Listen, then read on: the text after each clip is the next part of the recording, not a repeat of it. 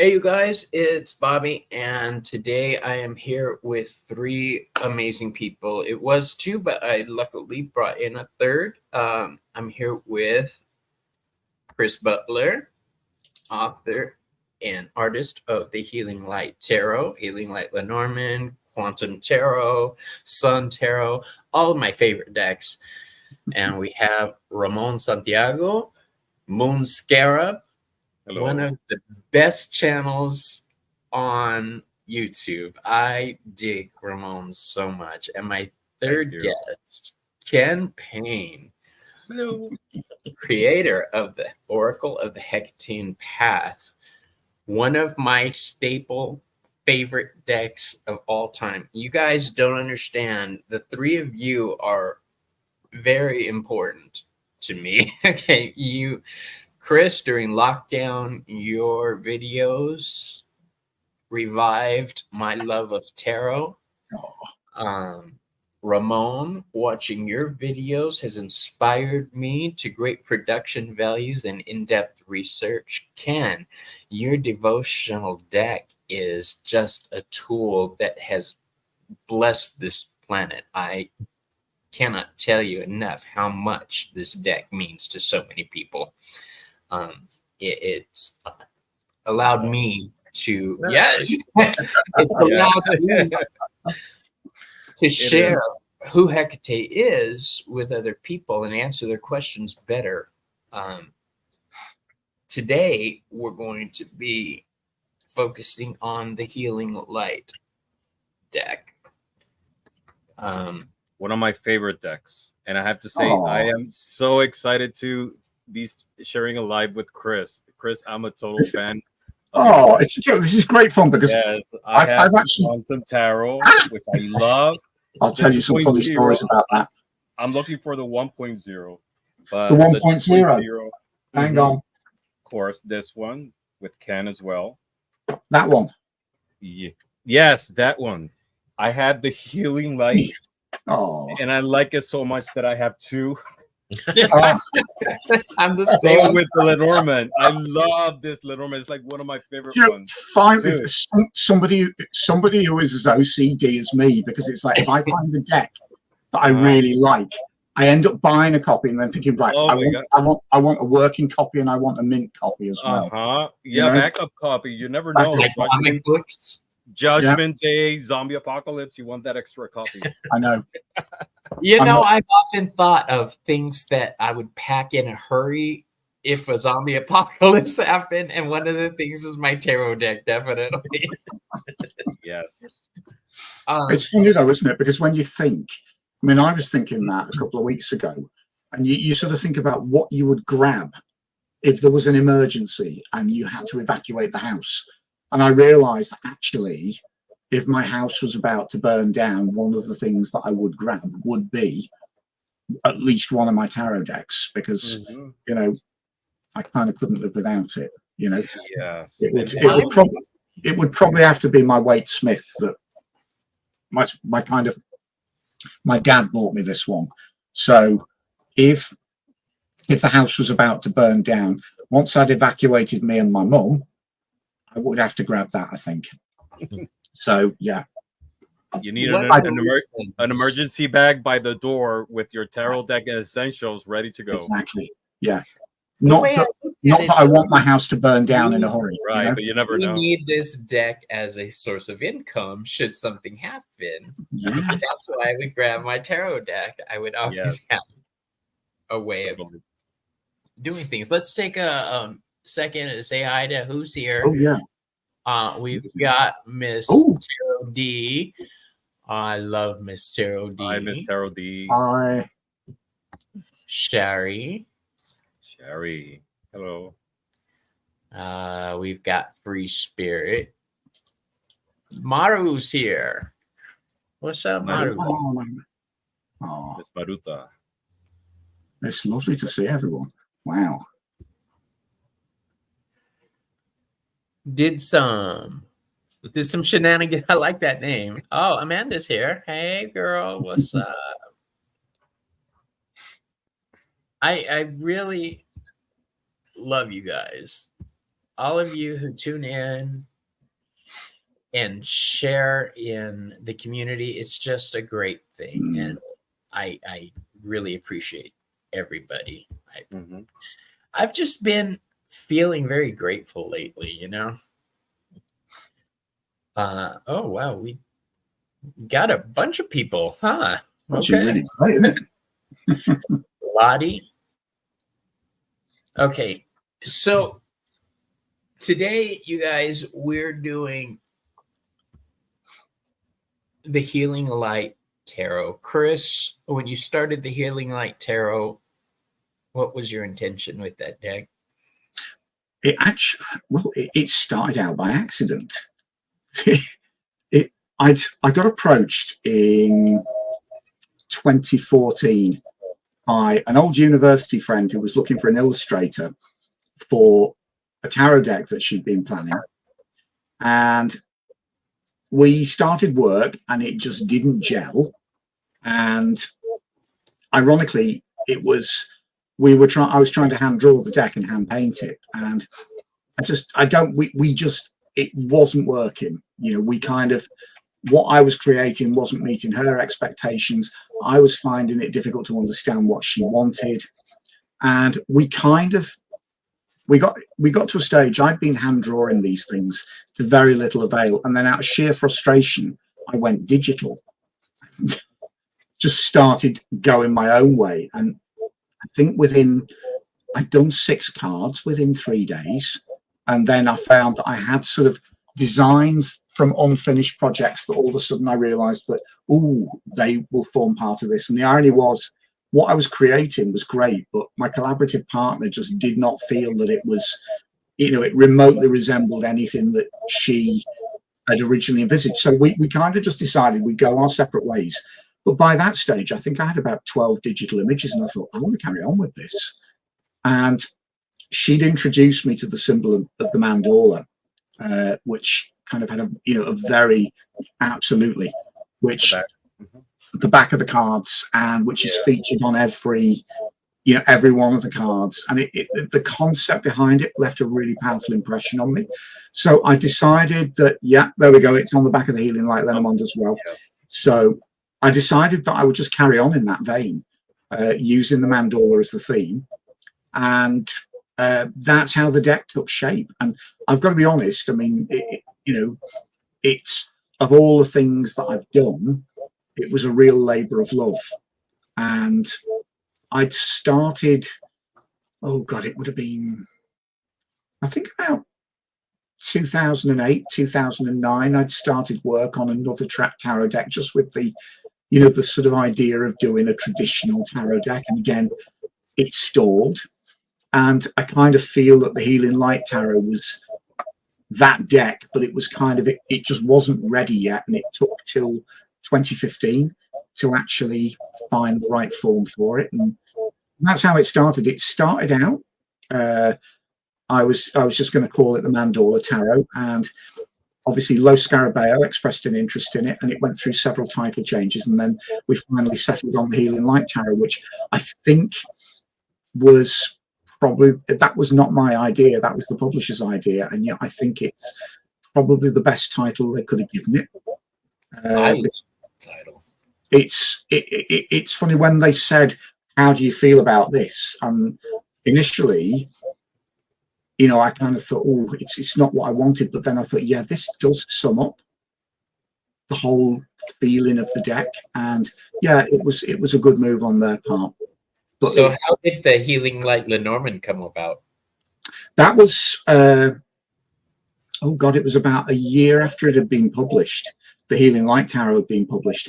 And I'd already done one Lenormand, which had been published by Schiffer Books. And I wanted to sort of give it another go, but also with the kind of feeling of the healing, the feeling and style of the Healing Light Tarot. And again, when I approached Lo Scarabeo about it, they said yes. So that was, it was kind of a direct offshoot from the Healing Light Tarot. I've always thought you should have a deck with your signature silhouette style called Healing in Darkness. I like the sound of that. You can have it. Oh, you got me thinking. Have that. Yeah. Okay. And No, make you sure. got me thinking now. Mind you, the problem is I'm collecting deck projects. I'm working on 2 as it stands. So, Ramon, you use the Healing Light Tarot. What is your view on it? How does it differ from other decks? I mean, I like that it keeps the essence of the RWS, but it's a new interpretation. And I mean, just the images, it's so powerful because I feel the light through the images. They're so powerful that it does have an effect on on the reading. I feel that it transcends the paper and ink. You definitely feel the light and it helps in that process. I connect a lot with it because like the title says, I feel some type of healing, especially when I'm using it for personal reasons. And I love pairing it with the Lenormand. They both go so perfectly. They're amazing. I mean, I'm telling you, those are my 2 favorite pairings, and I use it a lot. Actually, I was on a live last night, and I was using the Healing Light, and I've used it many times before. It's really wonderful to hear, because it's strange, when you put your work out there, it kind of takes on a life of its own, and it's interesting hearing how other people respond to it and how it works for them, because that's just different to each individual person. I mean, for me, when I created this, it was about using silhouettes so that people that could then project their own personalities onto those shapes. Exactly. That's the other thing I like, that it's silhouettes. So you really don't see gender most of the times. You don't see race. You don't see age. It's like the silhouette of us. I like that you don't see emotion with the silhouettes. You don't see the emotion on the face of the character. That's something I really approve. Kenn, you were a fan of Chris's, and that's how the Hekatean Path deck came about. What was it about his style that got you? At the time when I first came across the Healing Light Tarot, it was actually in a local metaphysical shop, and I just kept seeing it on the shelf in the tarot section, and I kept picking it up and looking at the box, and sort of, I don't know what it was about it initially that kept drawing my attention, but I just kept putting it back and going, I don't think that's actually the type of thing I like. And then I kept doing that for a good couple of weeks, and then one day I just was like, oh, for God's sake, it's staring at me on the shelf again. I'm just going to buy it. And I bought it, and I brought it home, and I was kind of looking through it, and I was going, okay, yeah, this is interesting. I mean, I don't tend to, whenever I get a deck, I don't tend to read the book much initially. I like to just go through the cards and just see what the sort of feel of everything is. And obviously I'll go to certain cards to see how they've been represented. So I'll always go and look at the 10 of Wands or the 10 of Swords or the Queen of Wands, or the Death card or the Tower card, something like that. And I just thought that there was just something about it that, similarly to what Ramon said and what Chris mentioned about the transcendent aspect of it, and the fact that there was more to it than just a 2-dimensional image. The layering and the texturing and the colors and the play of light and shadow, it kind of just breathed new life into the more well-known Rider-Waite-Smith images, but in a way that every time you would read with it, the cards would look or feel or project differently in a reading. I've had it where in past readings where I've had certain cards come out and they're either really vibrant or really dull, or just something on that particular card is drawn the focus for the reading. And it just so happened that I just started using it, and then I got drafted in last minute, kind of. That seems to be my thing, the last minute sort of drafty, just to do some local like spirit fairs before the pandemic, and they had a tarot reader drop out, and they said like, oh, does anybody want to step forward? And I didn't put myself forward. I kind of got shuttled into it, and I just so happened to have the deck with me, and I read non-stop for 6 hours. I didn't even get a chance to go for a break, because they were just cycling people through. Wow. Like constantly. But the fact was that I was nailing it with this deck, and I was just like, this is amazing. This is literally showing everybody what they need to see and what they need to hear. And everybody was like really blown away, but they were also captivated by it, because when they were looking at the cards, they were really drawn into it. And it just so happened that the more I used it, the more I started to then get that little music inspiration that started to see my ideas in this particular style. And that was kind of what sort of led to the brainchild that became the child of the Hekatean Path. Because without the Healing Light Tarot, there probably wouldn't be an Oracle of the Hekatean Path. So it's strange. Rumor has it that you're working on a Hekatean tarot deck. Wow. Yes. There's a possibility, yeah. Can you confirm or deny these scandalous vicious rumors? I'm feeling guilty now because Ken's way ahead of me. It's like, because he sent me like full detailed write-ups of virtually every card and like rough mock-ups, and it's like I haven't actually sort of sent him anything back yet, but it's actually really encouraging, because I didn't know, because I mean we talked about it, haven't we? Well, to be honest, like the brainchild for that was forming at the close of the Oracle project. But I was like, no, we need to finish the Oracle project. And we didn't expect necessarily the pitfalls and the setbacks that life threw at us to get the Oracle to print. But, and I'd kind of shelved what I'd worked on during that time. And then obviously I pulled out some of it which I then cobbled together hastily for my Tabby presentation. And then after I'd given my presentation, Chris kind of took me aside and was like, you do realize you've just pretty much written the guidebook for the major arcana of the tarot project, don't you? And I was like, oh yeah. I'm sat there listening to this talk and thinking, God, he's done his homework. We're halfway there, And then you started. Ken did some rough mock-ups, just of rough Photoshop mock-ups, didn't you? Just of your ideas.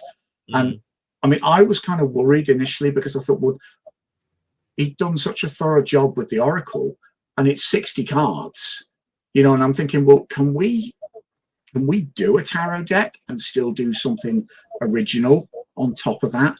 But then once I started seeing his ideas, I'm thinking, okay. I told you guys, it's kind of blown my brains out, because I've got to say, actually, working on the Oracle of the Hekatean Path was the single best collaborative project I've ever done. And then you're thinking, oh, top that. And then all of a sudden he starts sending his ideas for the tarot, and thinking, oh, we're going to have fun with this. I'm really excited about it. Waiting patiently for that tarot deck. I want to say something. We have to do justice to the Quantum Tarot as well. The Quantum Tarot is really similar. I don't know. I feel that it's very similar to the Healing Light in a lot of ways, with the lighting and its position within the readings, but it has a different tone. It's more scientific, which I love. And the images are just breathtaking away. I'm really thrilled you like that, because the Quantum was the brainchild of Kay Stopforth, and it's really special for me because it was my way into publishing. You've just shown my favorite card out the deck. Oh, really? I love that moon card. And when Kay described that to me, it was like, ooh. But what was so funny was, I mean, I'm really proud of that deck, but I'm proud of it for the opposite reason that I'm proud of the Oracle of the Hekatean Path, because Kay is brilliant and Kay is lovely, but we really struggled to work together, and we completely got each other's backs up. We'd irritate each other really badly the days we were working together. We'd end up arguing. We actually we coined the term quantum gits for each other, because it was, and one of the reasons we're proud of it is because, you know, I still count Kay as a friend to this day. She's fantastic, but we really struggled. I think temperamentally we're so different. We struggled to work together, and that's why I'm proud of it, because we actually saw it through.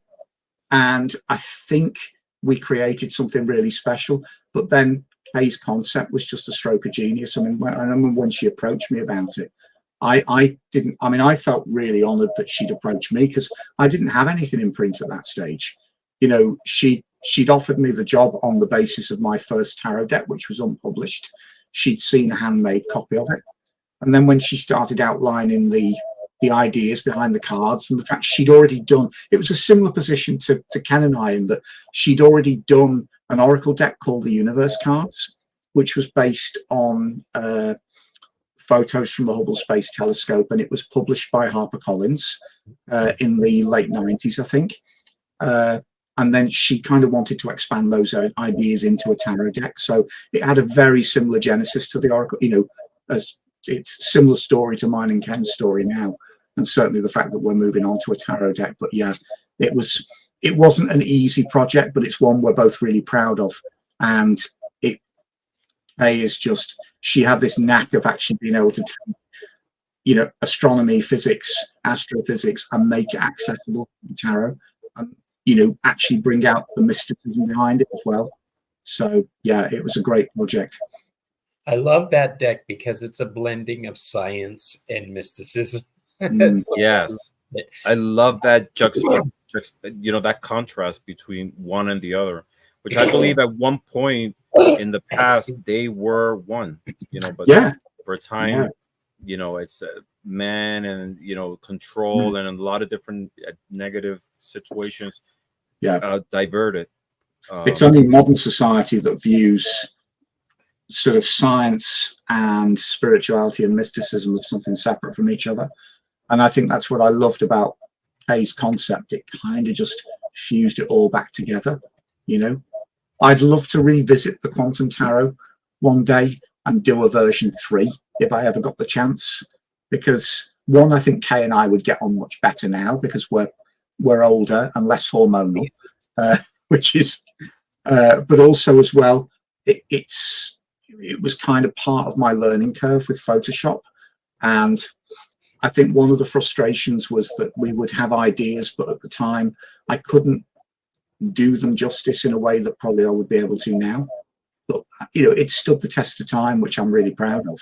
You know, and it aged well. It's aged well, yeah. And I love the fact that, I mean, it's kind of a real thrill when, like, hearing you say, oh, I love this, and I use it.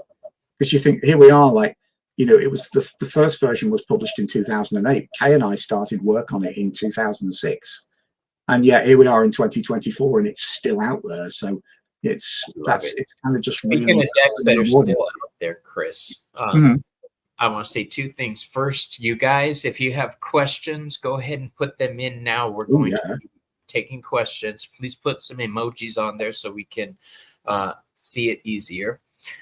And the second thing is, I cannot let this session go by without talking about the Sun Tarot. I love the Sun Tarot, and I was lucky enough to get a deck. I not only love, love the cards themselves, because they do focus on the male aspects of life. I like them because they're larger, but I really love the book that comes with it. I truly love that book. It's a wonderful. Actually, it's a full book. Yeah, I think it was 45,000 words, if I remember rightly. So it's a good book. I got to go to town with this one. It's the one project where I got to write a full detailed guidebook. So yeah, and it's kind of this wasn't my coming out process, but this project was my self-acceptance process, believe it or not, which is a different story in itself. But creating this was kind of just one big act of healing for me. So it's very personal. Thankfully, I must have got something right, because every now and again I'll still get messages in my inbox from people who are using it and saying that they really appreciate it, that's really lovely, you know. Your decks are amazing, and Ken, I can't wait until that tarot deck comes. I'm just one of the luckiest people alive, because I get to indulge my passion as work, you know. I mean, that's kind of a bit mean, isn't it? You know, I just get to do what I want for a living, which is like wonderful. You know what? That's the way I look at it. I love what I do for a living. I am a full-time tarot reader. I teach. It is the happiest I have ever been in my life, leading into my spirituality. I love it. So we got our first question, you guys. Did someone say shenanigans? I love that name. It's just awesome. Great, that, isn't it? Yeah. Before we start, Bobby, unfortunately, I have to leave. But yes, Ramon. Because when we set up the time, there was an issue with the time zone, so I thought it was going to be earlier, but unfortunately, it didn't work out. But I'm looking forward to share with all of you again soon. We have got to do this again, most definitely. Yes, definitely, because you are among the pantheon of deck creators, my favorite ones, and sharing this time with you're going to get disappointed. I'm just some old slag from Liverpool. You know? You're amazing, and you are too, Ken. And thank you for you both working on this beautiful deck, because it's just amazing, and all your works. But we've definitely got to do this again, because I want to chat your YouTube video course as well. Yes, I'll invite you to my channel one day. Yes, both of you. Let's do it. Right. Let's definitely do it. All right. And vice versa. Blessings to all. Later, Ramon. All right, Don. Take See care. you soon. Take care. I dig on that dude so much. He's fabulous. He's really fabulous. Let me just put that. It's just not right that he should be that spiritually aware and have all this going on. It's just not. It's just not right. Some people have got it all, love. You know. Right. All right, now let's jump into, did someone say shenanigans? I'm struggling with PTSD, panic disorder, and I have no idea how to move forward. I've been writing a book of my life, but I don't know if I'm on the right path. Can you read for me? Hell yes, we can read for you. Absolutely. Yeah. I'm like, what better deck than the Healing Light deck? Yeah. Do you know what? Where are we? I'm gonna use this. This was my hand printed pre-publication copy. Ooh. This is what it should have looked like, by the way. When Los Garabaos signed it, it was going to have borders, and then last minute they changed their mind. Oh, we've lost Ken. Where's he gone? He's back. My bad.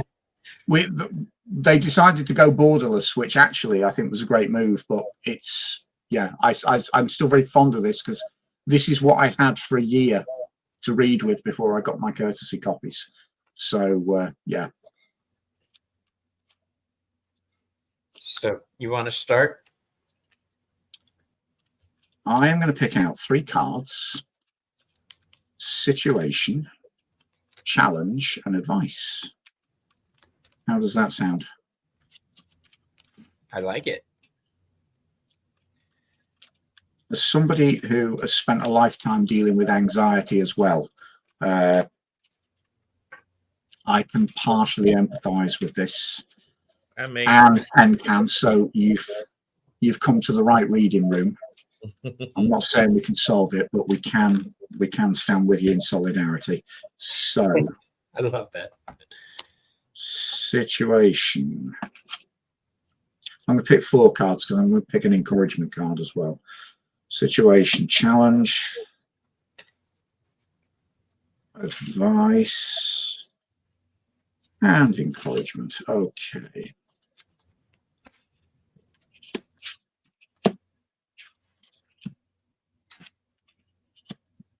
Ooh.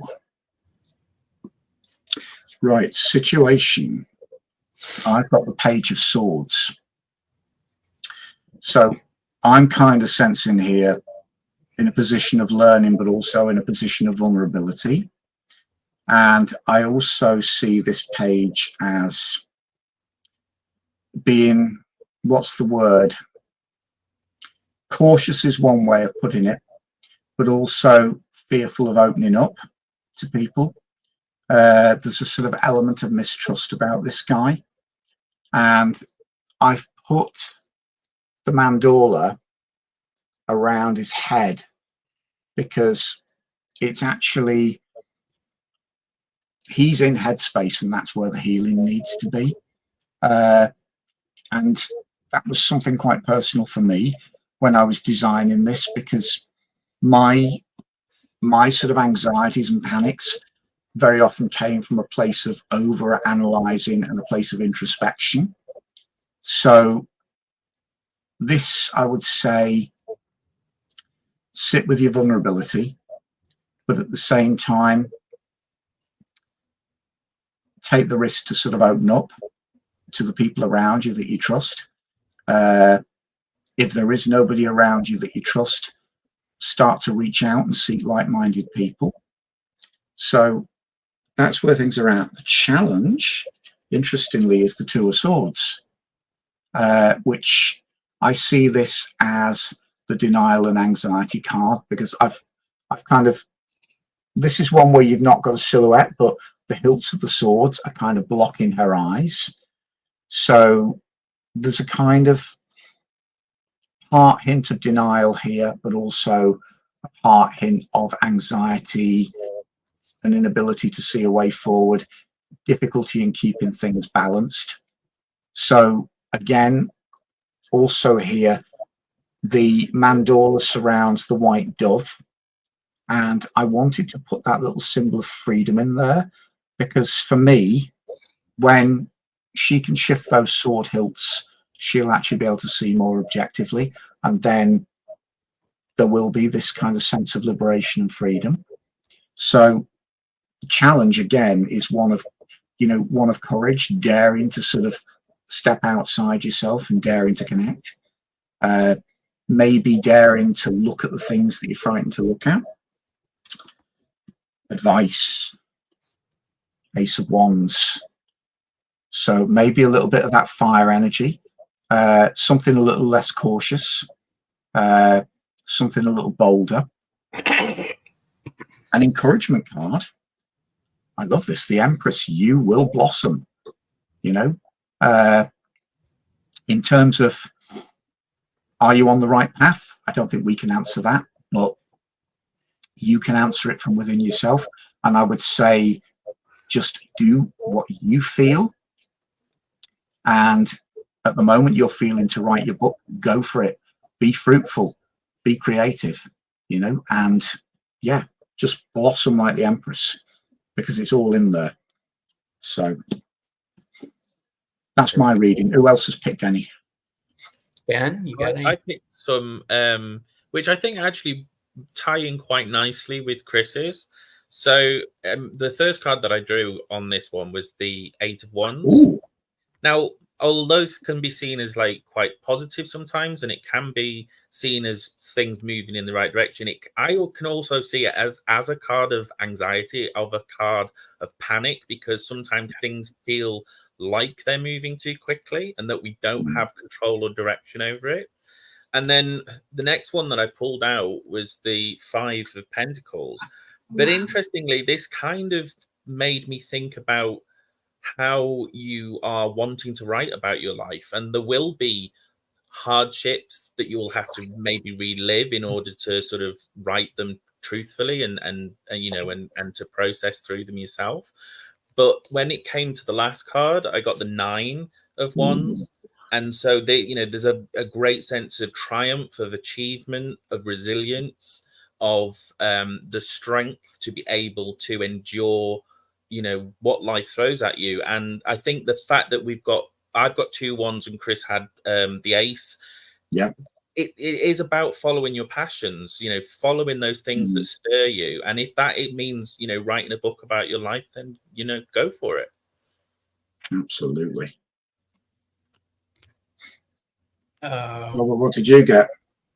Well, I am struggling with one of the cards I drew, and maybe Chris, you can help me with that. What did you draw? Well, for the first card situation, I drew the Chariot. Now, when the Chariot comes along, a lot of people talk about advancement. I lean into the control of emotion aspect. Yep. It is ruled by Cancer.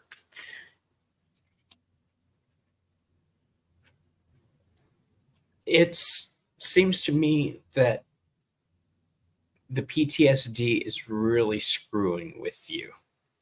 And that is...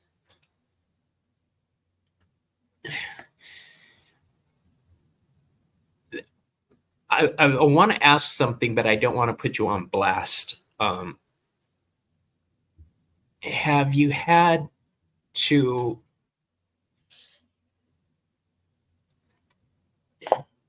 Has your emotions forced you to be hospitalized in any way? Because the next card I drew was the Tower from the Lenormand. And to me, this says organized medical help in the past. And okay, yes. All right, good. Man, well, not good, but at least I know I'm on the right path. Fear is overwhelming. I mean, I'm getting choked talking with you right now about the emotions. I've been struggling with doctors all year. I'm sorry you're going through this. It's a terrible situation to have to go through. I understand the feeling of not feeling secure and being lost. Hey, Heather, how you doing?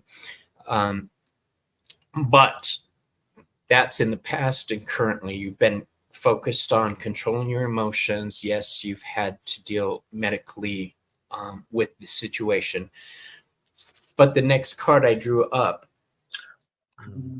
for advice is New Moon from the Oracle of the Hekatean Path deck. This is new beginnings for you. Things are going to start turning around. You're going to be able to get your shit under control. Don't worry, okay? Don't panic. All right? Just breathe. You got this, all right? It's painful, especially you were saying that you were writing, what was it? Writing a book of your life. That is devastating when you look back, because you start playing games with yourself. That's the danger. Don't do that, love. Be gentle with yourself is all I'm saying, okay? All right. Nettie P. Could I have you, please? Marion's just popped in. Hi, darling. Have you got the wax off the wall yet? I don't even want to know what that means. She posted on Instagram that she blew a candle out rather than snuff it, and she's ended up putting wax all up the wall.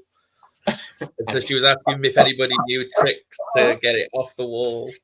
And I said, given the amount of wax splatter, I was like, what did you blow it out with? A sneeze? We went everywhere. Okay, Nettie is asking for just a general reading, I guess. Okay. Who wants to start? Shuffle, shuffle, shuffle. I'm just putting my cards. This is my back first on. time using the Lenormand deck, Is it? and I'm very excited. Yes. I don't do well with card combinations, but on single card draws, I'm the bomb.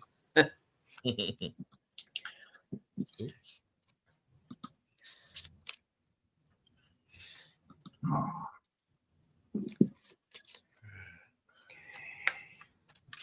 Nitty's first card.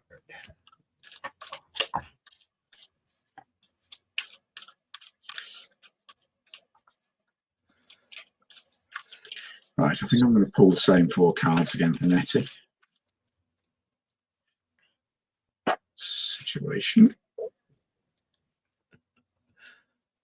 Challenge. Marion's just chimed in. She's not tried. Not tried. It was a very unfortunate colour of wax. Yes, it was kind of like orange. Oh, thank God for that, because she's put like the she's put the turd emoji. So I'm thinking maybe it was brown. I thought it was orange. She had brown wax all down her walls. Maybe it was brown. It looked orange to me, but it could have just been the light. Right. Well, I've got my 3 for Nettie. So the first card I've pulled is the 3 of Pentacles. So obviously, this is often seen as the card that requires, working to a plan or working with a team or working with others, but usually in quite a smooth and not necessarily a sort of confrontational way. It's usually quite practical and business-like. But it's also seen as the card of the architect, which is, similarly to how Chris has depicted it. So this can be about, the designs of the life that you build for yourself. And the next card that came out was the Temperance card, which is that transmutable alchemical principle of how you manifest, your desires. What practical life things do you have to do to bring about the things that you desire? And the Temperance card kind of bridges the gap between the wish or the feeling or the dream and the reality of the physicalness of it. And then weirdly, in the similar way that I did for the previous reading, where it was a card bridge between 2 from the same suit, I've got the same thing again. And so the next card was the 6 of Pentacles. And obviously, I always see this as a card not strictly just about the sort of the sharing, the charity, the sort of balancing aspect of it, but I always see it as having a link to what you need. So don't spread yourself too thinly. There in life, we all know that there are chronic givers and chronic takers, and unfortunately the takers always take and the givers tend to always give, and sometimes you have to sort of draw that back in and actually hold your resources to yourself, because if you want to manifest the plans you're orchestrating, you need to focus the resources on yourself and not spread it too thinly. So that's what I think. Robert, do you want to go next? I do. Go for it. I drew for the middle card, the Tower again, after all that shuffling. So I want to point something out before I go on to everybody else. The last reading I did for did someone say shenanigans? You saw me struggling to not say certain things. Tarot readings can be very personal, and we as readers have to decide exactly how much we're going to share in public, and that is why sometimes we struggle. There's people watching, and I don't want to put people on blast where they don't need it. The first card I drew is Liana, the lioness, for strength. Okay, but it came out upside down, which means you're not believing in yourself right now. The Tower is the middle card again. This says to me that reality is tough for you. Uh-oh. Hold on. There you are. I hit a button and another screen popped up. You're still here. It says to me reality is beating you down right now. You're stuck in the physical world. There's very little room for creativity right now with you. I think you need to make more time for yourself, because the last card up, and I can't, Ken, I blame you for this. It's the eeny, meeny, miny, mo card. Yeah. We have the Seven of Cups. He calls it the eeny, meeny, miny, mo card. And ever since I heard him say that, I can't get it out of my head. This says choices are going to be open to you. You're at a point that's called a nexus. Things are changing for you right now. The direction you choose to go in is going to be significant. I had to pull a couple clarifier cards for this, you guys. In both cards, we've got the Four of Pentacles and the Ace of Pentacles. So this tells me. So yeah, you've got more pentacles. Yeah. Yeah. It's very much a physical reading. Yeah. Things in your physical realm are going to improve. You're going to be in a situation. The Four of Pentacles is called the Miser card. This is just holding on to what you have and being happy about it. So I don't think there's anything more on that I could tell you. The Ace of Pentacles says you're going to be starting a new path, new health, new money, new physical things. I feel like it's empty there. Are you coming from a place right now where there's been some struggle with the people around you? Because the Five of Swords came up as the last clarifier. And that's a card of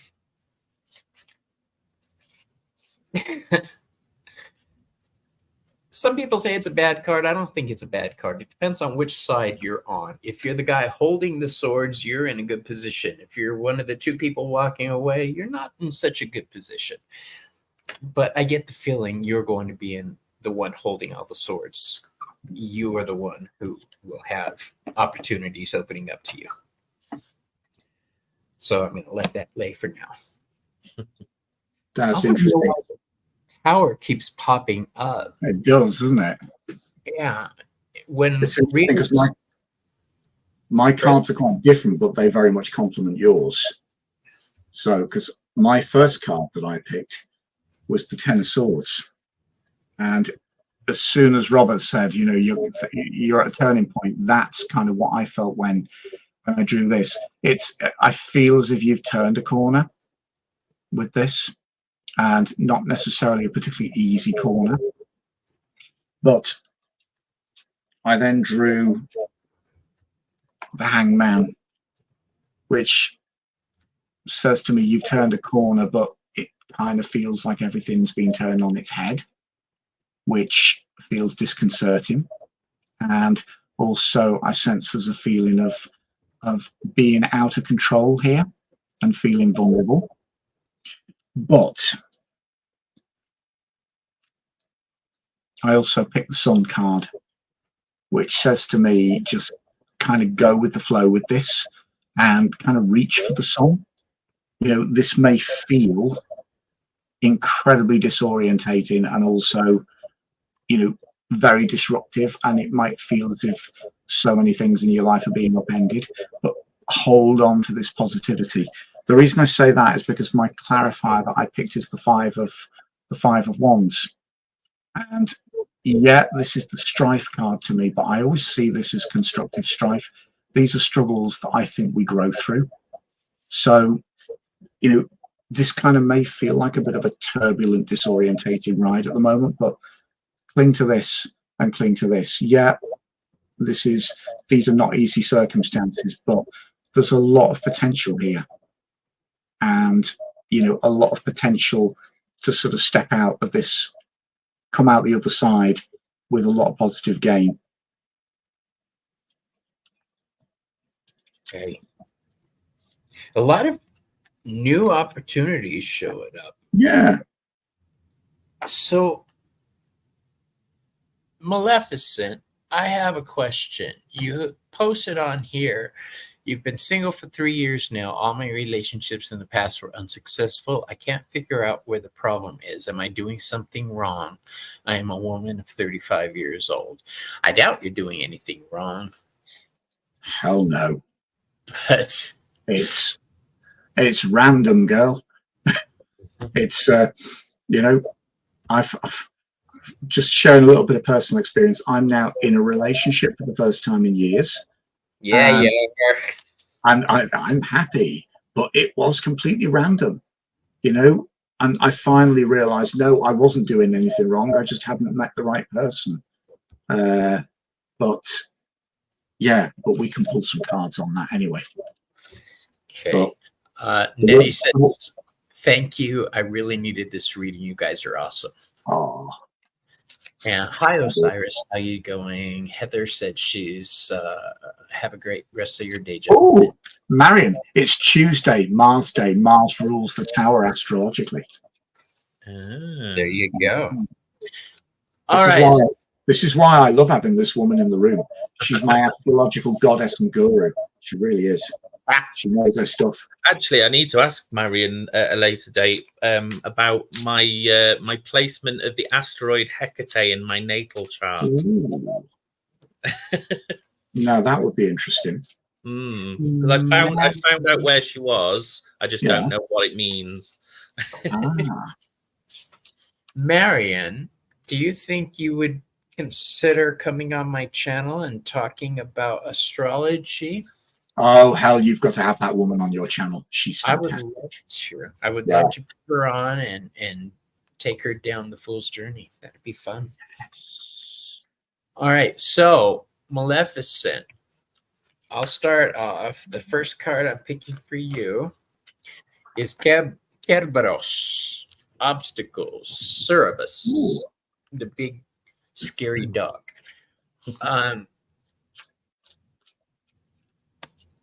This falls in your situation if we're going by Chris's 3-card spread. You're struggling right now. It seems like there's some unsurmountable odds in your way. I want you to know that those odds can be overcome. Yes, things are fuckered up, as I like to say. But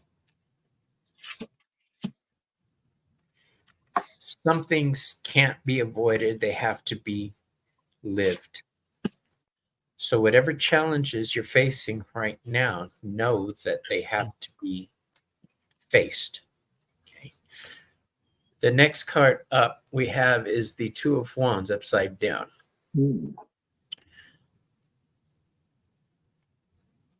Plans that you're making need to be reevaluated.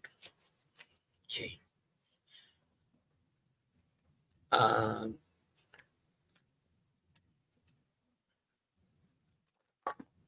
Things may not be going in the area you wanted them to go.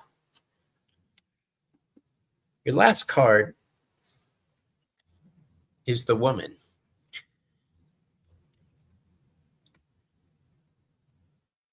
It seems like your problems center around a certain individual. Is there somebody standing in your way or giving you problems that is causing you, what's the word I'm looking for? I want to say pissing you off. Know that whatever plans you're making, this woman is not interested. I don't know if that resonates with you, but I'm going to leave that there. I'm not going to doubt what I said. Who's next? Should I pull next? Oh, go on, Ken. I've got mine here anyway, so Go for it. Again, I've done it's happened again. I've pulled 2 of the same suit and another card. We're sticking with wands with this one. So the first one that came out again was the 8 of Wands. But you mentioned that you've been in past relationships, and passions come and passions go. They don't necessarily last indefinitely. And then interestingly, we had this 10 of Wands.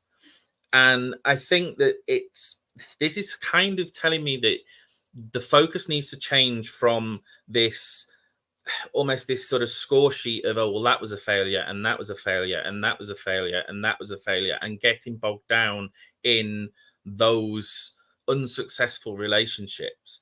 Because as we already mentioned, it is a lottery, it is random. The chances of finding the one who happens to be in your vicinity is kind of quite non-existent. But actually, when we look at the Judgment card that came out finally, I feel that this is, you don't need to judge yourself so harshly, and don't think about what other people might judge or think, or, think whether you were in a relationship or out of a relationship. It is about, first and foremost, love yourself. Look after yourself, invest in yourself, because as Chris is probably likely to attest, when you're not looking for it, it tends to fall in your lap. So, do the groundwork, look after yourself, invest in yourself, feel good about yourself, and it will attract the right people. I have a question. Chris, since this is your deck and you know Lenormand better than I do, and you've tried to teach it to me, could this symbolize her disinterest? Not. Yeah, because if I'm reading for a woman with the Lenormand deck, if the woman card comes out, then I will take that to signify her in the reading. If the man card comes out, I'll take that to represent a partner or love interest. So it could, it depends. I mean, I would say go with your intuition. That's kind of how I interpret it. But, it's sometimes, it can be a reflection of yourself, but then again, it can also be the competition. It can be another woman. It can be a number of things. I would say go with your gut instincts with that one. Yeah. After I passed it over to you guys, I was thinking, could this be her? And to be honest, just realized when you held it up the first time, I was like, oh yeah, it's her, because that's when I started to see the Judgment card about, because you'd said about the disinterest, and I was like, maybe it's a lot of internalized and sort of self-targeting, where actually, just be happy, just be, forget about the tropes and the importance of, I should be in a relationship, or I should be pretty, or I should be successful, forget all of those things. Happiness first, and just focus on yourself. My cards are complementary in that respect, because my first card that I drew was the 4 of Wands, the completion card, and that just immediately said to me, you're complete, girl. You're just fine, just as you are. Now, the key to this is not, can I try any harder to attract someone? I mean, the lesson I've learned, I spent years trying to find the right guy. And I mean, anyone who knows me will know that I've attracted some fuckwits in my time. and my success rate is really naff, you know? And I kind of, my circumstances have changed over the last 2 years. I mean, I sadly lost my dad last year. I'm now full-time carer for my mum. So combination of life circumstances where it's not easy to be running a relationship, plus I have really crap discernment, had kind of led me to believe that the best way forward for me was the sort of chaste life of a mother superior. So having actually decided that I was going to be singing Climb Every Mountain for the rest of my life and were in the habit and sort of, you know, living the life of the Holy Virgin, just when I least expected it, the man of my dreams turned up in May. But actually, he taught me this, because I finally realized that actually in his eyes, you know, I see myself as just this mad, slightly OCD, can't keep my mouth shut, eccentric artist who normally sort of drops F-bombs in the most inappropriate parts of the conversations and embarrasses himself in a lot of places. And then all of a sudden, here's this wonderful guy who just wants me with the F-bombs, with the non-habit, you know, with all of the faults and eccentricities. And for you, that's exactly the same. You are fine, just as you are. Now, that's not guarantee of success, because I'm realizing more and more the success is random. You know, believe me, I really have found the man of my dreams. The 4 or 5 before him were just total dickheads. And, you know, I kind of really didn't sort of, you know, didn't make the right choices. Chris, what's that? You need to redo those videos for the Healing Light Tarot. Okay, I'm just saying. What? Healing Light Unplugged. Healing Light Unplugged. You need to redo them. And you guys don't know, but Chris understands what that means. Yeah. So continue, please. So, card number 2, your challenge is, to me, is embracing the juggle and dance of life. And what this is saying to me for you is just go with the flow.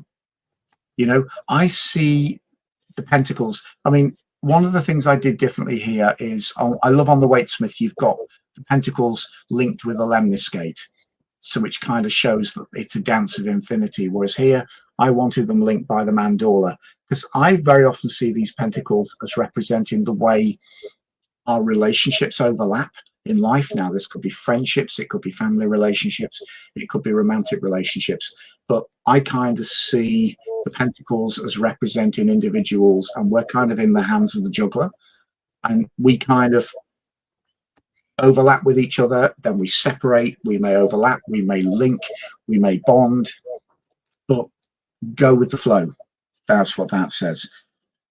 The advice card, again, I tie it in with this because I've drawn the King of Cups, which I see him as an emblem of emotional maturity. He's, to me, elementally, he's a clash of fire and water. So it's the ability to balance those two and remain, you know, emotionally stable. But again, as an encouragement, that says you can be that person. You know, you don't have to hit yourself over the head and thinking, what am I doing wrong? Am I inadequate? You're just fine. So, and then as an encouragement card, the Ace of Swords, the victory card. You can be victorious, you can be fulfilled, you can be you, whether you're in a relationship or not. And that's the key thing. And take that from a Trappist nut who kind of wasn't expecting to be in a relationship, but awesome. Okay. Hopefully that's Marion's putting lots of laughing symbols on. It's probably the apparition in her head of me and nun's habit. That's let's go with, are you guys okay for another half hour or so? oh, hell yeah. Yeah, Okay. yeah. Let's go with Mary. Mary, are you still here? I'm hoping you are. Okay. Maleficent says thank you. I love your name and your logo, by the way. Yeah. So, 999 ASMR Tarot's just said, I do full-time caregiving for my mother too. Thumbs up. And here's the caregivers. Wearing on you. And Yeah. I My think mum, bless her, is very tolerant because apart from anything else, I normally have to get her to bed at 9 o'clock, and she's come to bed early so that I could do this live. Oh. So The very first card I ever pulled for you, Chris, when I met you last year was the 10 of Wands. I remember. Oh yeah. And that kind of opened up a lot of doors for me. That first conversation with you, it made me understand that this deck better, and that card in particular, because the image you have of the 10 of Wands is a bug on the back instead of and I love that. It's just awesome. So let's go. I'm sorry. just to, before I go any further, just to give a real shout out to the guy that inspired that card. That's inspired by this amazing, really amazing surrealist digital artist called Igor Morsky. So if you're interested, Google his website, and because I found this incredible artwork he did, very photorealistic, with this old man with this giant bug on his back. And the minute I saw it, it just, you know, when something really hits you, and that's what inspired me. I thought I want to do that in silhouette because it just wants to me. Picture made me look at the card differently, because it's not just carrying everything, it's being overloaded with everything. And that's what struck me when I saw the original image that inspired me, because he's bound to the bug, you know, and sometimes, you know, you can kind of throw off those burdens. I mean, I like to think that, you know, if he stood up, he could kind of cast that off. But I wanted to sort of pick, you know, one of the reasons I kind of picked this and kind of paid homage to that Igor Morsky image was the fact that it just really showed the full horror of some of the burdens that we can carry, you know, and, you know, how they do bend us over double, you know. I'll tell you what freaked me out about that card with the bug on the back is I don't like bugs. I think they bite and they can eat you and get you down and strip your body of flesh. So when I see that card, to me, it says it's like the strength card. It could attack you. So you have to be careful with the load you're carrying. Yes. Yeah. But I get weird when just bear with me. I think I'm going to swap decks. Okay. Because I just want to use my standard copy that you're using as well. There we go. Mary. Let's see. The first card I'm going to draw for you, my dear. Are we reading for Mary? Yes. Fabulous. Is Pharmakia. Knowledge. Studying. What are you studying right now, love? Whatever your course of study, please continue with it. It's going to enrich your life. If you're thinking about studying something, break down and do it. All right.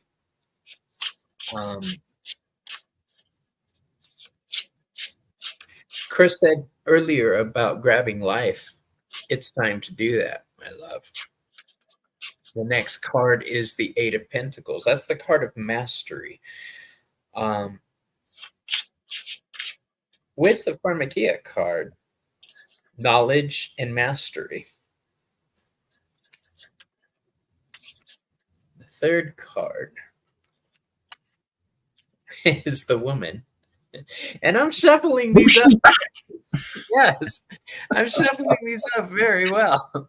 So, but now I know that this woman is most likely you.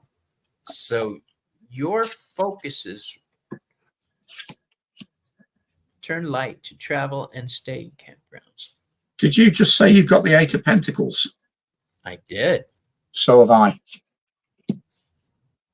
Mary, are you studying or in school?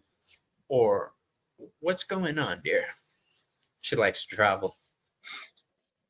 That could definitely be part of the pentacle realm, the earthly realm. I've got a travel card as well in this. Interesting. I'm interested, Mary. Are you studying something right now?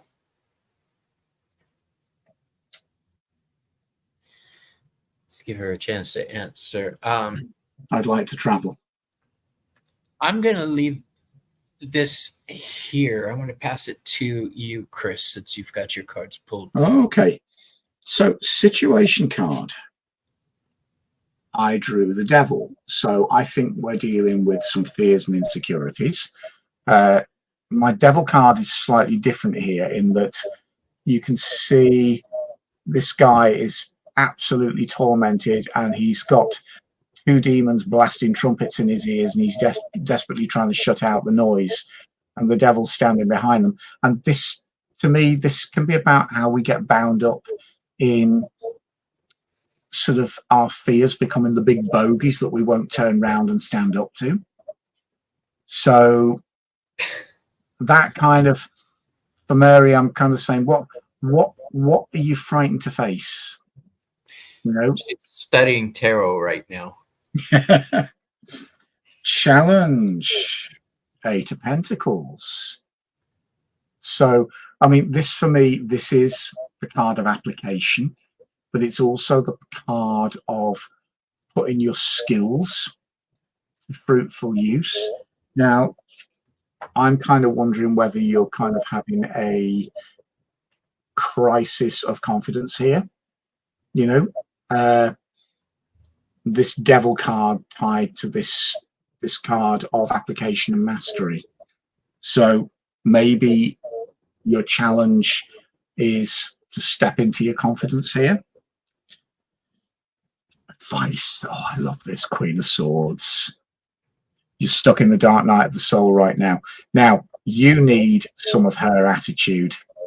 What I love about this as an advice card with the Queen of Swords, she calls it out, she names it, and she swipes the sword. You know, she does not take any prisoners. So, Dark Night of the Soul. Hang on. There we go. Whatever you're feeling insecure about, take the courage to turn around and face it, because the trumpet blasts will not seem quite so loud when you do. You've got the capability and the ability. It's a case of finding your direction. Use a bit of hard-nosed attitude from the Queen of Swords. You know, I love this woman. You know, she's fearsome, but she's strong. And I love the truthfulness of the Queen of Swords. She'll call stuff out. So I would say, as an advice card, be brave, you know, or be as brave as you can. Encouragement card. Three of Wands. This is an incomplete journey. You've started this journey, but it's yet to bear fruit. Give yourself space. You know, your ships have set sail. You're waiting for them to come back loaded. So this is a process, and it's a process. It does not, you do not have to sort of find your answers and find your solutions straight away. Just go with the flow of this. Hopefully that helps. So before I hand it over to Ken, are you studying tarot with the hopes of doing it professionally? Because if that's the case, that's what I'm seeing here. Studying pharmakia, I always associate with esoteric knowledge. I think that you're on the right path. Ken, what you got, my friend? I've got some interesting cards that kind of dip in and out of what you and Chris have said. The first card that I picked out was the Justice card.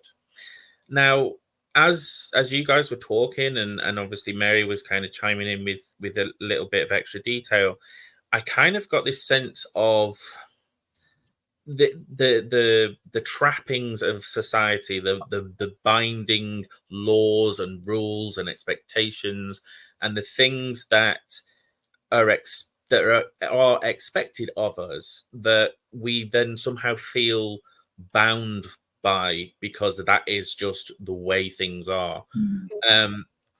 And then interestingly, the next card that we got was the Five of Pentacles.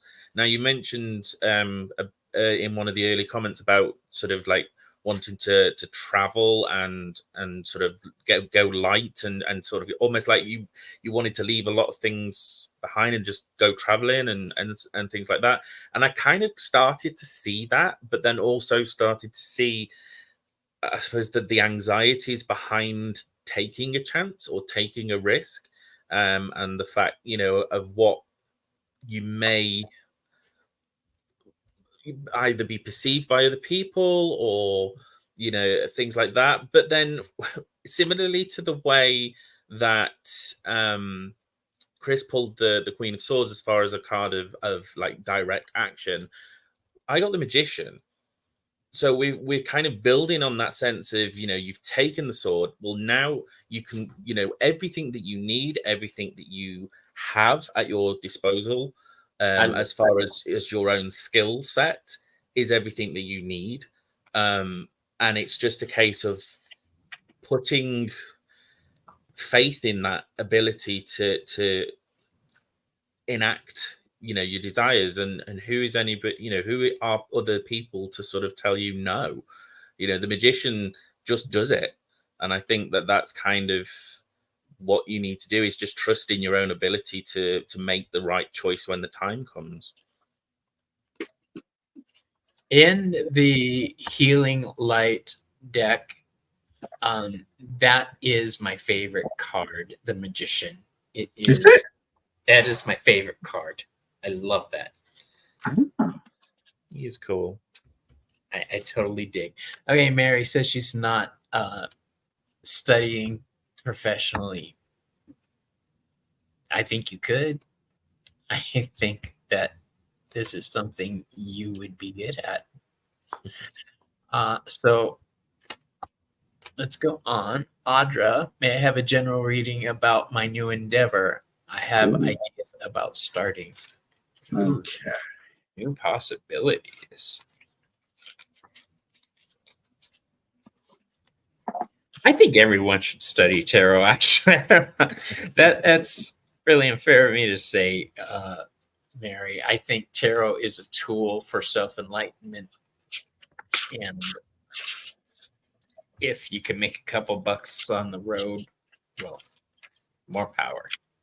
Self-enlightenment and healing. I learned to accept myself through designing a tarot deck, believe it or not. I believe it. When I started designing the Sun Tarot, I was kind of very unsure of myself, had big self-image issues, and I actually found out just how therapeutic the tarot could be, because it was in designing the images I unwittingly worked through my own self-acceptance issues and came out with a side a much stronger person. I find it difficult to believe that you have self-image issues. You're pretty cool. Yeah. Well, you wouldn't have recognized me in the early 2000s. I was Really? kind of, oh yeah, you wouldn't have done. I had lots of hair back then as well, which was another reason that you wouldn't recognize me. But no, I learned to accept myself through these. They taught me how, So, and I mean, like you, I just say anyone should learn tarot, because you actually might find, there's a lot of healing in here as well as a lot of enlightenment. It truly is. All right. Ken, do you want to go first? Yeah. So I've picked out quite a selection of punchy cards. They're all major arcana. And so we're starting off with the Sun. So obviously, you're wanting to start this new endeavor, and it seems as though that is the right option. It's a positive step forward, and I think that actually the next card speaks more volumes to sort of with it being the Hermit. Maybe you're not used to being in that position of being the sun and shining bright and sort of being out there, and maybe the Hermit is a bit more your default, but actually it's about sort of embracing both, still taking the time to retreat when you need to, but also not shying away from the sun and the positive notions of it. Because when we finish on the third card of the Lovers, it's this union of what you're trying to start out on this endeavor. It's going to be a fruitful, rewarding, emotional, but in a positive kind of way. There is going to be a reward from starting this endeavor, as long as you, where's the bloody cards gone? As long as you don't fall into the trappings of necessarily sort of being too reclusive. It is literally going to be, well, it's going to revolve around the sun, like we all do, but I see them, the three of those cards, very positively in a sort of almost like a thumbs up to your whichever this endeavor is. Just to I think there's good things ahead with it. Awesome. Chris, you're up, my friend. Okay. Well, I've got situation. I've got the Wheel of Fortune. Mm-hmm. So, which Marion, tarot provided the funds for high-end skincare and designer makeup in high school and beyond. Go, girl. See? Anyway, that aside, returning to this, as far as your endeavor is concerned, go with the swing of the wheel. Your challenge, again, this is the second time this has turned up. Strife. This process may not be easy. There's going to be obstacles thrown in your path, but use them as strengthening exercises. These are potentially constructive challenges, constructive obstacles. Advice: connect. I just feel in this instance that the Ace of Cups is an invitation to connect. Whatever this endeavor is, it's also about reaching out and connecting and forging bonds. Your encouragement card, the King of Wands, that to me shows you in a place of authority and maturity in whatever you're looking to build. So again, as an encouragement, that kind of says you've got this. You've got the process, and if this is who you want to be and where you want to end up, you've got that capability. That's where the wheel's swinging. Awesome. Okay, so my turn. The first card I drew for you is Hierosphere, the Sacred Fire, Unity. Okay, when this card pops up for me, I get excited. This is the fire of life. This is community. This is getting together with my friends. This is getting together with my friends for a goal. It's usually my coven. I love this card because it's inner strength, inner fire. It's from during my devotion work, I view it as inner fire from the goddess, but go with inner fire. The next card up is the Seven of Pentacles. The Seven of Pentacles is a card of wondering if you've waited too long. Has the opportunity passed you by? Is the timing right? So many questions.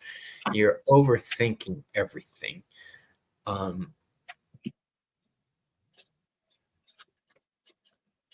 may need your help with this one, Chris. The lily. Now, I know the lily is maturity, wisdom. Okay, so I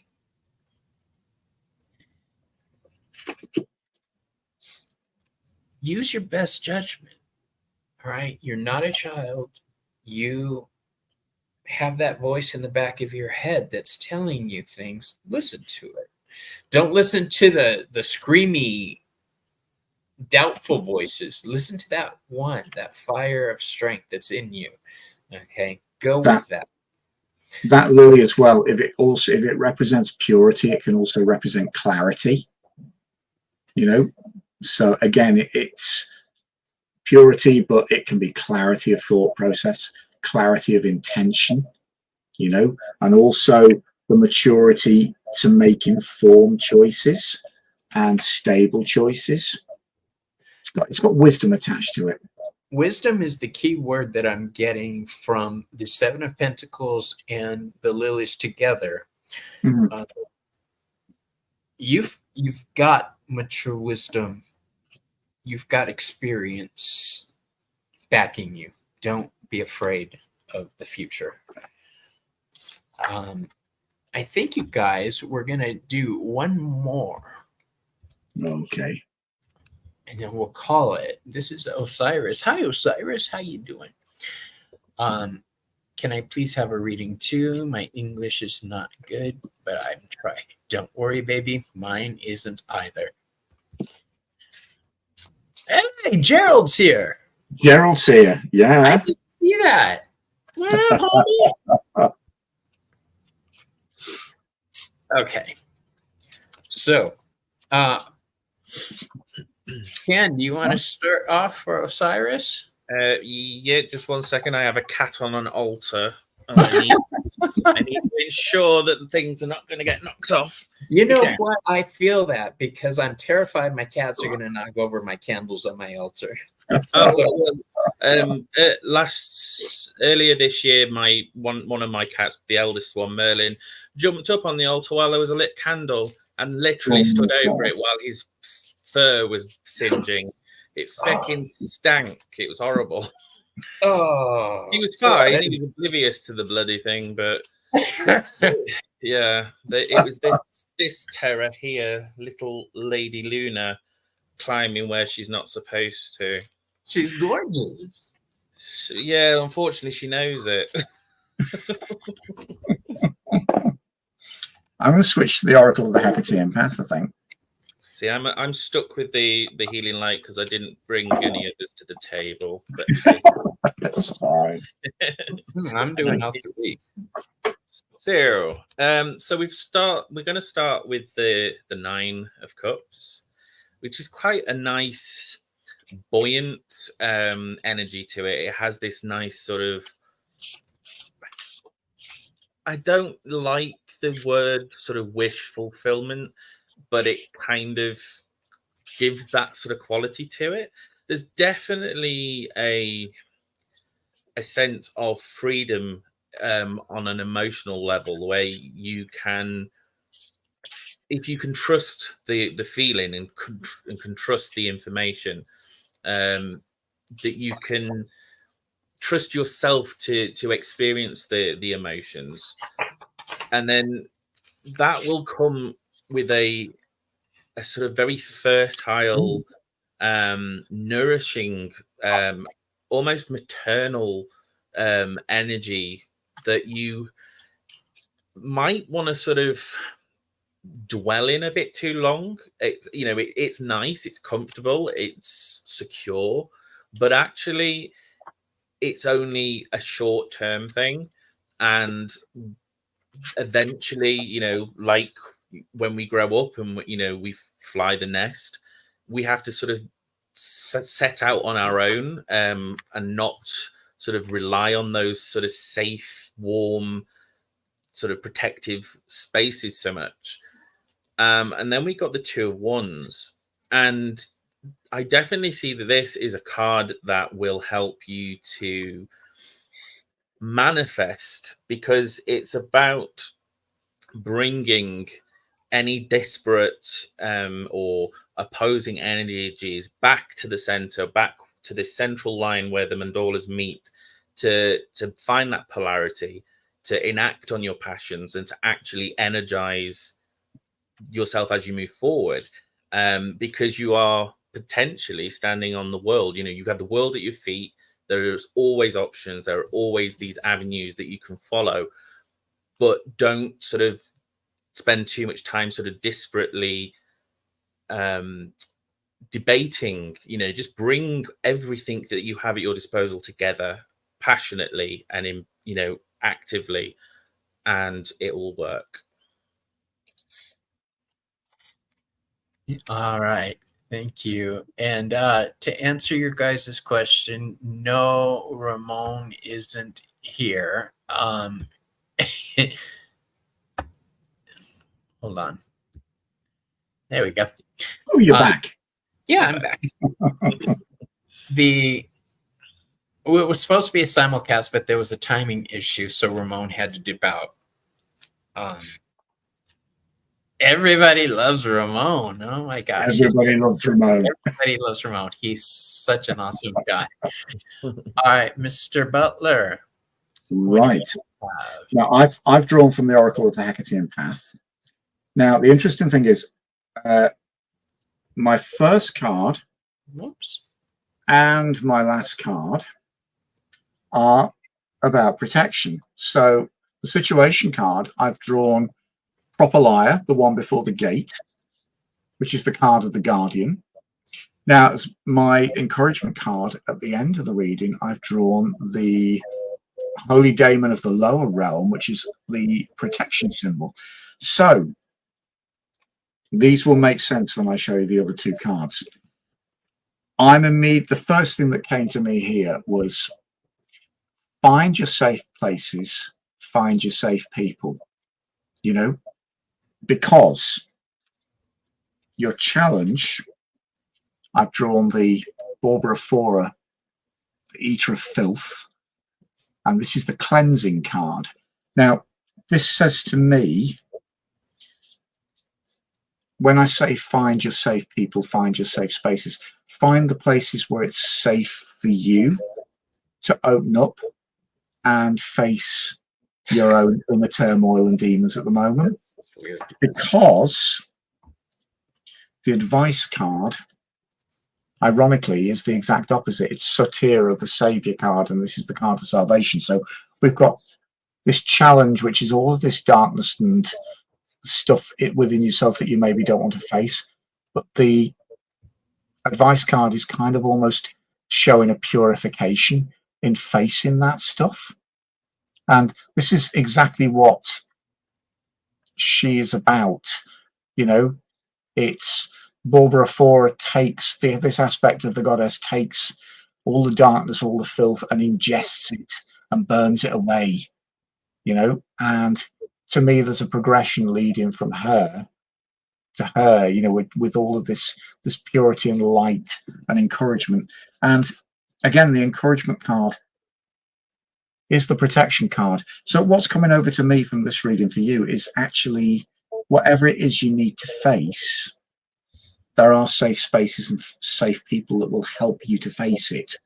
But at the moment, that's where you've got to be. You've got to find these spaces. You've got to find your guardians, So hopefully that helps.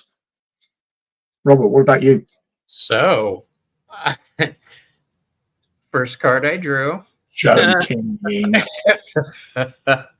Wow. So that's why I'm over here going.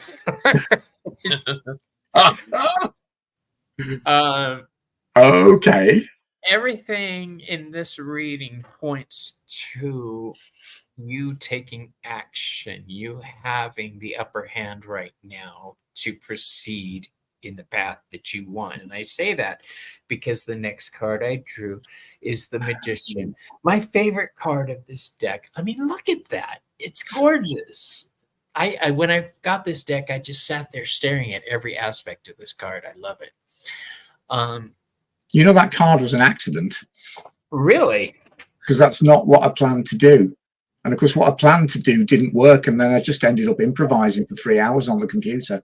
And then all of a sudden, it was just like, it was there. And it was the other thing that I kind of realized about after 3 or 4 abortive hours, that my inspiration should be coming from the Thoth card. So I loved that other alternate Thoth image with the magician with all the arms. Yeah. And that's what he ended up getting based on. So, but he was an accident. He was a channeled accident. So I'm glad you like him, because he almost didn't happen like that.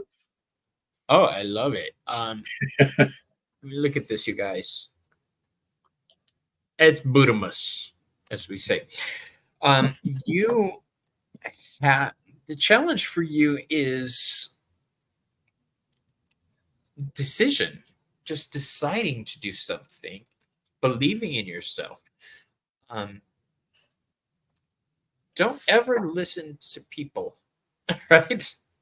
That people suck. Go with your plans. Make your own plans. Don't go with the group. You are protected. We see that with this card. We see this card for manifestation and willpower. An aspect that is coming up here for me, though, is communication. There may be some communication that needs to happen in order for things to progress for you, because I see the messenger, the writer. Okay. So these two cards together, they're both ones, they're both beginnings, and they're both communication. Okay, so please take that into account. You need to be willing to work with the world around you. Open up. I'm not exactly sure why I'm saying that, but that rider card is very often somebody bearing a message to you as well, which might help. You know, so I think whenever that appears, it's a case of be open. You know, be open to receive, be open to communication. I love this card. I really do. I love all your cards. So in conclusion, what I have to say on that is be conscious of communications, because they're going to be very important to you. Okay. I have nothing else on that. We are at an hour and 40 in, and I'm going to go ahead and call it, you guys. Thank you so much for being here. And thank you, Ramon, for this is being broadcast on his channel. He was supposed to be here. So I feel like I'm hijacking him a little bit. But I want to thank you guys. It's been a pleasure. And hopefully we'll do this again at some stage. Absolutely. I love reading with you. So if any issues, where did that come from? I don't know. You ever get that feeling that something's left undone? Sometimes. All the time. I have that feeling like something, I'm missing something. I'm sure I'll beat myself up over it later, but for now, we're just going to go ahead and call it. I love you guys. Yeah, Ramon's getting the watch time. Very good point. Yeah. So that's cool. All right, you guys. Thanks a lot, and I'll see you on the next video, okay? Thanks, everyone. See you soon. Bye. Bye.